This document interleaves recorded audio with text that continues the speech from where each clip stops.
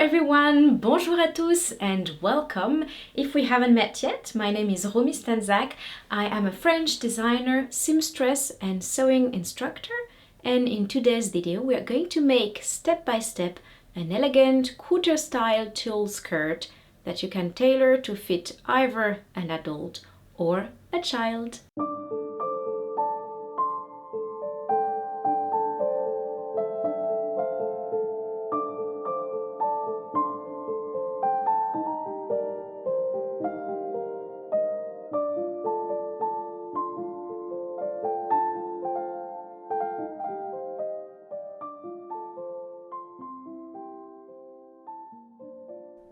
This skirt is designed to be worn over another garment, a skirt, a dress, or even a pair of leggings, perfect for climbing trees like my fearless little Mia. To complete the outfit with a Halloween twist, I also made a very simple black dress with puffed sleeves and a pointy hat. You will find the link to my witch hat tutorial in the description below. So, to make the skirt today, you will need some tulle and some lightweight cotton fabric for the base under the tulle. And to know how much material is needed, let's trace the pattern first. We will start by measuring the waist. I have decided that the skirt will start here and finish there. That gives me 29 centimeters for this little model, which I divide by 2 to draft my pattern. For me, 14.5 centimeters. Next, I measure the desired skirt length from the waist down at the back. So here we have 40 centimeters. With these two measurements, 14.5 and 40 centimeters, I can now draw a rectangle and cut it out. Of course, you will want to replace these with your own measurements. Now, using a Japanese ruler, I will draw parallel lines every 6 to 7 centimeters. In my case, every 3 centimeters since I am working on a small scale pattern. With paper scissors, we will cut along those lines, stopping 1 to 2 millimeters short of the waistline. The idea is to create strips that stay connected at the waist.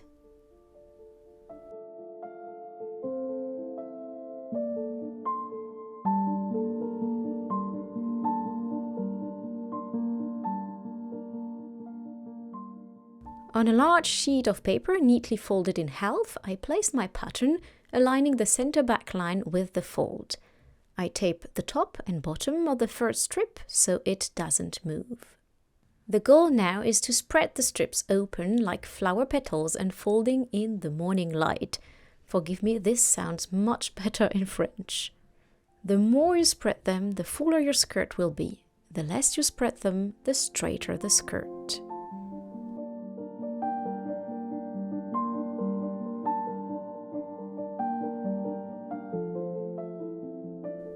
Here is the center back line. This length corresponds to the desired back length of your skirt, and here is the front. If you'd like, and that's what I will do for my little model, you can shorten the front slightly compared to the back. I will let you decide the length you want for your front. Then you can redraw a nice curve for your hemline. In my case, I want the front panels straight, gently sloping down to meet the back. I start with a perpendicular line, then slope softly towards the hem. Whoops, that landing is a little sharp. I will round it off when cutting.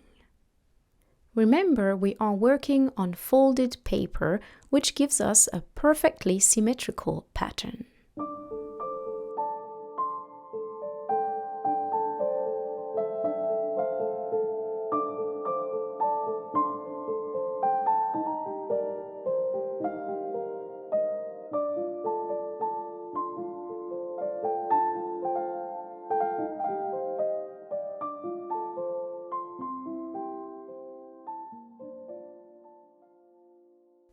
Et voilà, here is our full piece.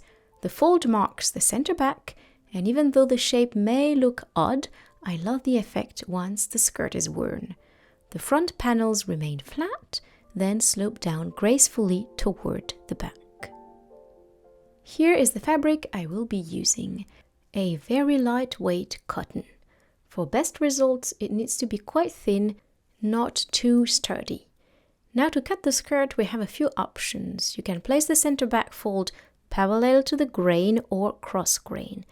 Then cut all around, adding, for example, 1 centimeter seam allowance. If your fabric isn't wide or long enough, which can happen for adult sizes, you can split the pattern into 2 pieces and sew them together later.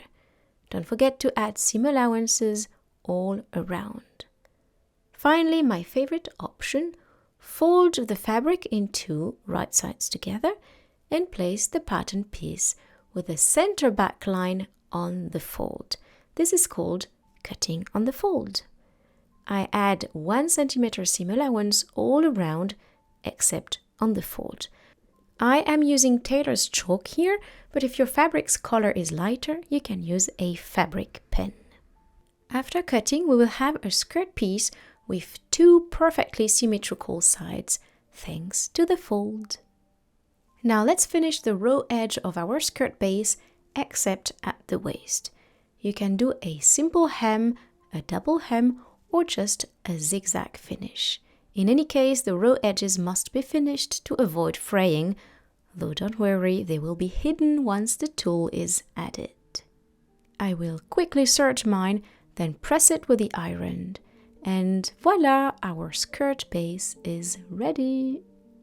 Here is the tulle I am working with.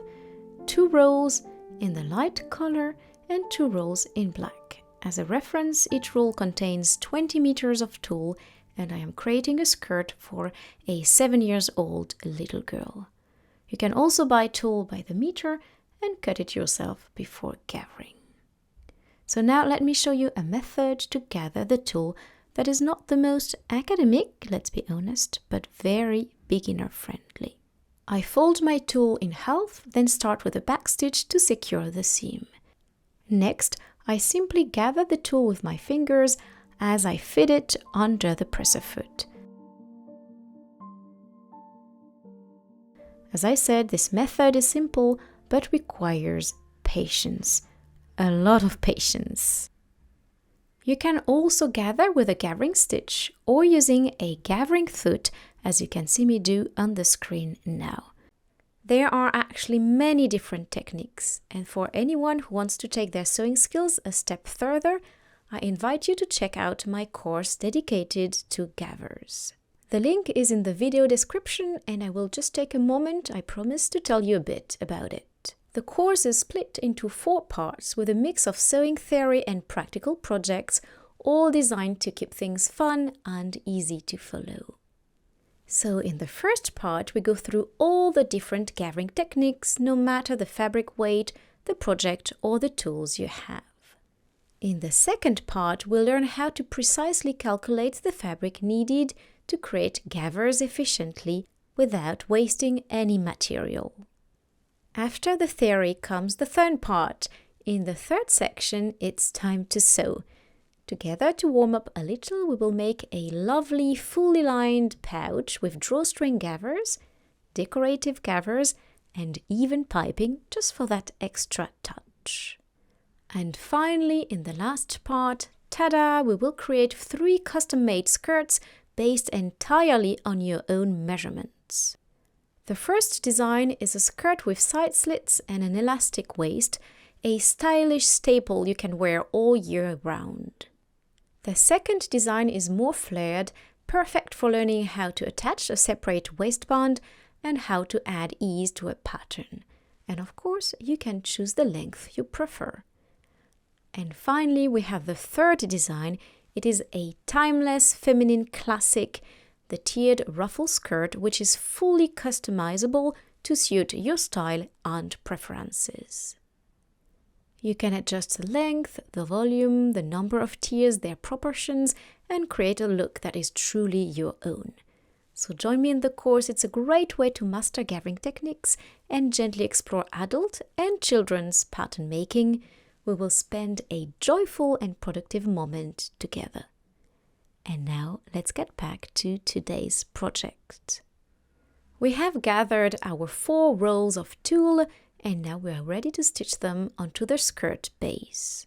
I start by aligning and pinning the gathers to the hem. Take your time making sure the skirt base stays flat. Once everything will be pinned, I will trim the excess tulle and sew the gathers to the skirt with a straight stitch.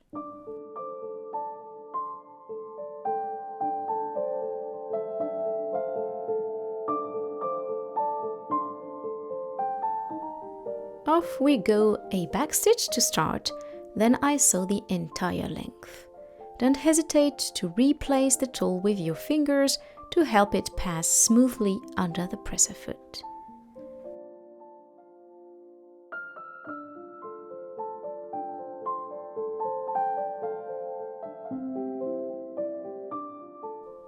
Now that you've seen the process, simply repeat it until the skirt is fully covered with tulle. I chose to alternate black and pink gathers, but of course you can play with any colors you like. Just remember to use matching thread. It is a simple but time-consuming process, so patience is key. Next, we will add the waistband. I am using this velvet bias tape kindly given to me by a fellow seamstress, which we will use to secure the skirt at the waist. To determine the amount of bias tape needed, I recommend multiplying your waist measurement by 3 or 2.5 for larger adult sizes. Before sewing, I flip the skirt over and trim the excess tulle at the waistline. As you can see, my bias tape is pre-folded and I will show you how to attach it. I find the midpoint of the tape, open it and pin it to the wrong side of the skirt at the center of the waistband. The raw edge of the tape aligns with the raw edge of the skirt base. So let's pin carefully all around the waistline. Because the waist is curved, use plenty of pins so the bias tape follows the shape smoothly. Then I stitch along the open fold, carefully checking that the tulle is positioned correctly underneath. So once again, use the crease of the fold as a guide, take the pins out as you go, and make sure the tulle is neatly placed under it all.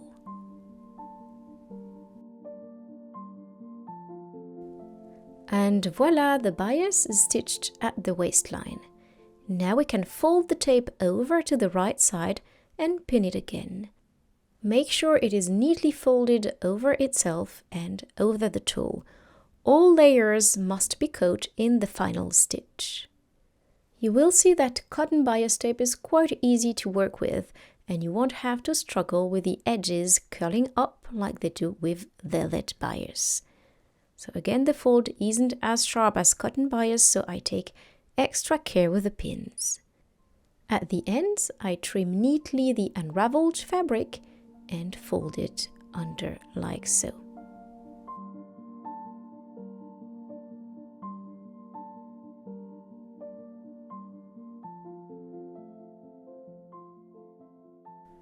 Now that everything is ready, I sew all along the tape with a straight stitch.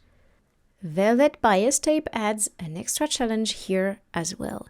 It is thicker and doesn't glide as easily under the presser foot. So I recommend, if you are using velvet, because I know it's very beautiful, to slightly lengthen your straight stitch by 1 or 2 millimeters, for example, and avoid stitching too close to the edge, even if you like taking risks. With cotton bias tape, I tend to stitch about 1 millimeter from the edge. With velvet bias tape, I prefer to stay at 1.5 to even 2 millimeters. Now, when you reach the waistband of the skirt, you need to be extra careful.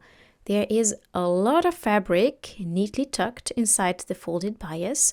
It's thick and sometimes the layers can shift.